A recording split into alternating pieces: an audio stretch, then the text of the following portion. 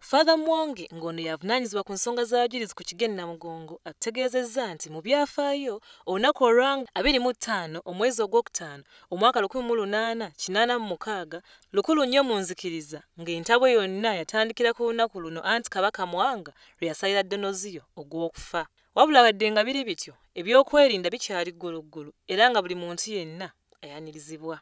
Abajulizi ba Uganda bebo abattibwa olw'okuba eddiini. Abajulizi ba Uganda bebo abattibwa olw'okuba eddiini wakati mu mwaka gwa 1885 mu Novemba ne mu 1887 mu January. 23 baali Baprotestante ate 22 baali Bakatoliki era nga battibwa ku biragiro bya Kabaka Mwanga eyali kabaka mu biseera ebyo. Father Mwonge atunnyonnyola akawonvu n'akagga ku ngeri abajulizi bano gye baafaamu. N'abituukiriza kwegamba tubayigirako tusobola okubeera abakristo abannamaddala ate mu kisa kyekimu tubeera bannansi era ab'obuvunaanyizibwa nnyini ng'abajulizi bwe tuyita abajulizi ba Uganda bwe baali. Olunaku lw'enkya tugenda kutuusaako ebigenda mu maaso ku kiggwa kino.